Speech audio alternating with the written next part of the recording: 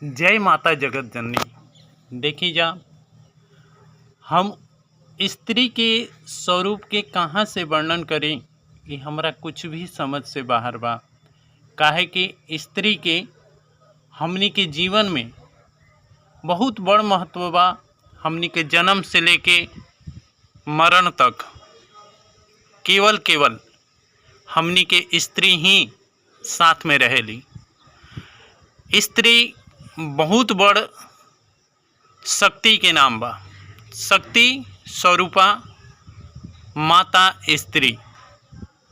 देखी जा, स्त्री जौन अब नवरातन प्रारंभ होखे वाला बा, सब केहू रामनवमी और साथ में माता जी के नवमी, दशहरा, सब रूप में माता की, कभी वैष्णो देवी के नाम से, कभी ज्वाला माई के नाम से, कभी चिंतपूर्णी माता के नाम से स्त्री जाति के पूजा करत आवता। तब ही इस संसार चलता और हमनी के जन्मदाता भी स्त्री है। ओकरा बाद बहन के रूप में हमनी के कलाई पर राखी बांधे वाली और अपन संपूर्ण भार सौंपे वाली, हमनी के आपन माने वाली केवल स्त्री। भाई लड़ सकता, भाई अलग हो सकता, बाकी बहन कभी भी अलग ना रहले अपना भाई से। फिर माता के स्वरूप में वो जीवन भर अपन पुत्र खातिर तरह तरह के यातना सह सके, अपन ससुराल के और अपन पुत्र के पाले ले।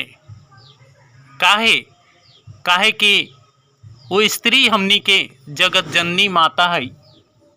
और फिर जब पत्नी के स्वरूप में हमनी के घरे उ आवेली तो दूगो समाज के निर्माण करेली।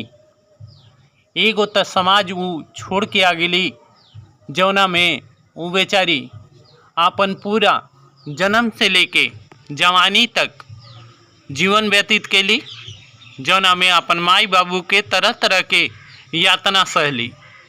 फिर आ गेली अपन ससुराल में, और ससुराल में भी वो एगो अलग समाज के निर्माण कैली। जहिया डोली में बैठ के अली, देखी डोली में बैठ के दूल्हा आवेला तो दूल्हा अपना घर ही आवेला और ओजा सब केहू ओकर रहेला। बाकी जब स्त्री डोली में बैठ के आवेली तो उनकर केहू ना रहेला, मात्र वो अकेले आवेली और अकेले आके पूरा समाज के निर्माण करेली, सबके आपन बनावेली, तरह तरह के यातना सहेली।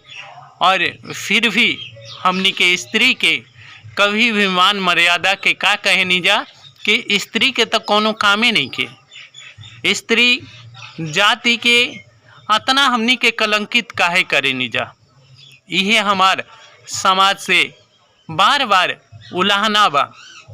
देखी, जब स्त्री यानी कि छोटा सा बच्चा के रूप में अवतरित होली यानी जन्म ले ली, तब आदमी उतना खुशी ना मनावेला।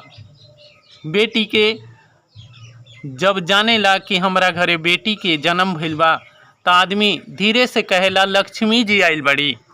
बाकी वो लक्ष्मी के भार से खुद पृथ्वी माता भी कहाला कि 2 आंगुर 4 आंगुर नीचे धंस जाली। बाकी रोजे पुत्र के जन्म होला तो अतना बधावा बाजेला, अतना लोग बधाई देला। बाकी कभी भी बेटी के जन्म पर केहू भी बधाई देवे ना आवेला, बाहरे स्त्री। और उहे स्त्री जब थोड़ा सा बड़ा होले तब माई का कहेली कि तू दूसरा घर के हो और तारा दूसरा घरे जाए के बा। हाथ में पकड़ा देली बर्तन, छोटे छोटे कौली के रूप में, छोटे छोटे कटोरी के रूप में, कि बेटी तू माजे के सीखा, माजे धोआ, कपड़ा फींचा, ताकि काल गेले अगर तू दूसरा घरे जइबू तो कोनो किस्म के तारा दुख ना होई।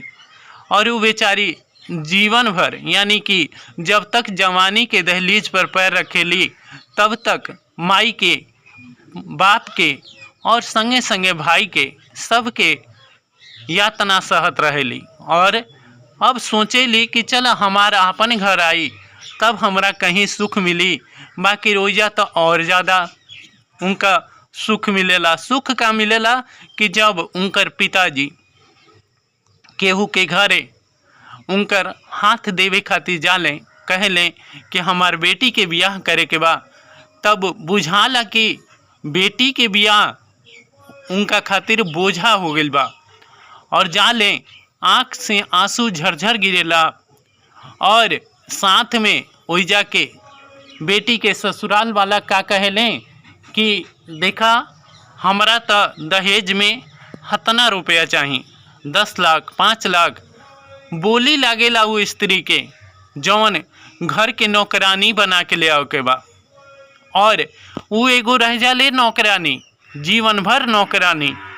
और जब बाप बेचारा कहीं भी अपन बेटी के जब शादी तय करके आवेला, विवाह तय करके आवेला, तो आँख से आंसू झरझर बहेला कि पता ना ओकर जब समाज आई हमार बेटी के ससुराल के, तब पता ना विवाह में का हमरा से मांगी, का हमरा देवे के पड़ी।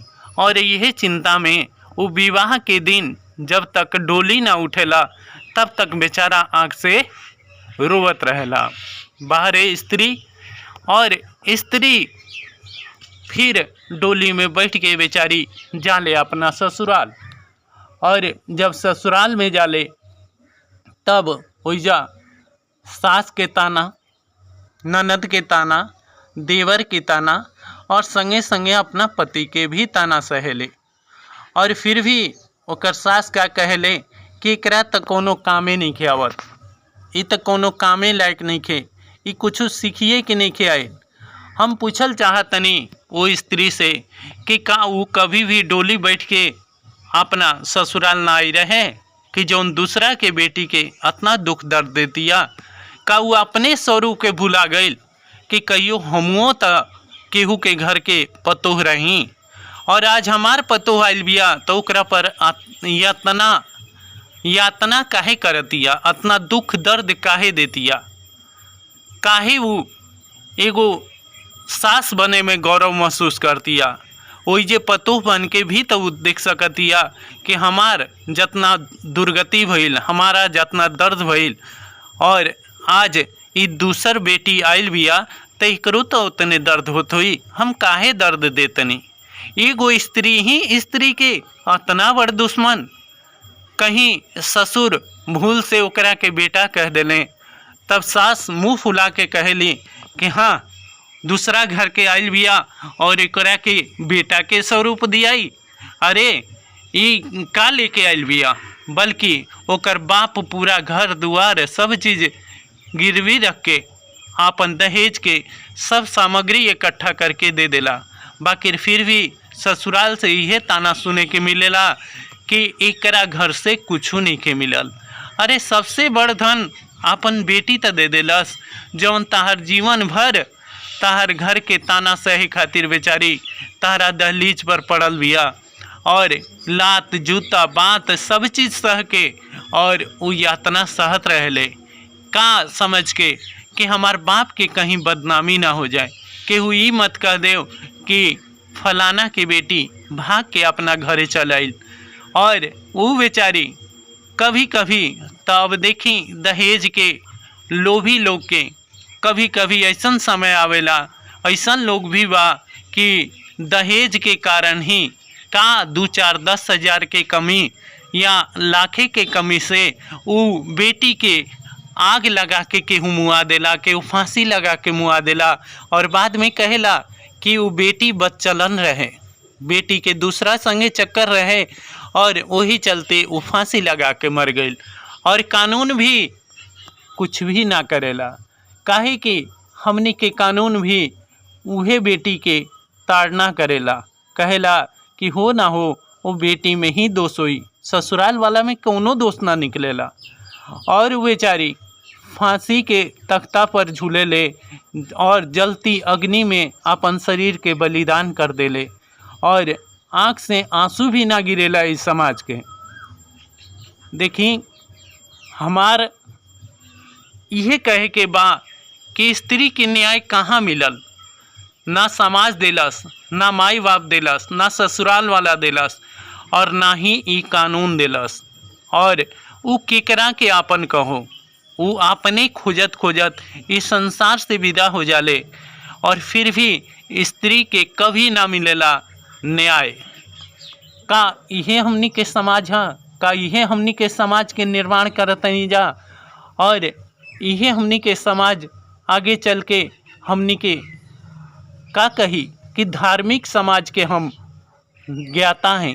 धार्मिक समाज में हमार बहुत बड़ योगदान बा। हम धर्म करी ना, अरे काथी के धर्म करतरा? जौन जगत जननी बाड़ी, जिनका के आठों पहर तू पूजा करेला, जौना के घर में मूर्ति स्थापित करके जय माता की बोलत जाता रहा, और वही स्त्री के तू अपमान करत रहा। वाह रे स्त्री! हम भाई लोग से, अपन बहन लोग से, और अपन गुरु बहिना गुरु भैया लोग से ये चीज़ के निवेदन करतनी कि अरे स्त्री पर होखे वाला इतना बड़ न्याय के, इतना बड़ अन्याय के कुछ भी तो कम कर जा। अरे हम उस सास से भी कहतनी कि तुहू कहियो बहू रहू, कम से कम अपन बेटी के जैसे पालत रू, तो कम से कम ओकरा 100 गुना ना तो कम से कम 10 गुना भी तो ओकरा के प्यार दे के देखा। काहे कि उहो केहू घर के बेटी ही है, और उहो केहू के लाडली ही है। वो बाप के का गुजरत हुई जब वो सुनत हुई कि हमार बेटी पर ताड़ना होता, हमार बेटी के बार बार लोग ताड़ना देता। हम ये कह के और ये पूरा वीडियो के विराम देतनी, और अपन कथा के भी विराम देतनी कि देखी भगवान शिव भी अपन आधा अंग के माता के स्वरूप बतौले, अर्धनारीश्वर स्वरूप के दर्शन करौले, फिर भी समाज स्त्री के कहाँ देखा था? स्त्री के उइजे देखा था कि ई हमार पैर के जूती हिया, ई हमार घर के नौकरानी हिया, और ई हमार आठों पहर सेवा करे वाली सेवादारनी हिया। बाहरे समाज, हम इस समाज से आज भी यह पूछल चाहतनी कि का रउरा सभे स्त्री के न्याय देतनी जा? अगर रउरा सभे माता वैष्णो के, माता दुर्गा के अवतार के पूजा करतन जा, तो घर में बैठल उहो स्त्री के जरूर पूजा करी जा, जौन रात दिन राउर सेवा में लागल बिया, और वो जन्मदाता है, कर्मदाता है, और साथ में राउर कभी भी ज़रूरत पड़ल तो उस संहार देवता भी बन रही हैं, संहार देवी भी है। काहे कि काली के रूप में भी उनके पूजा होला, उहे शक्ति के पूजा होला। ये चलते रउरा सभे कभी भी स्त्री के उतना मत ताड़ना करें कि वो कहियो काली भी बन जाओ।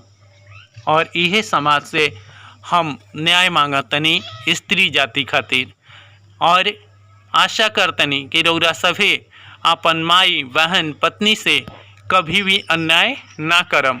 रउरा सभे के भोले बाबा के सौगंध, गुरु बहन और गुरु भैया लोग के।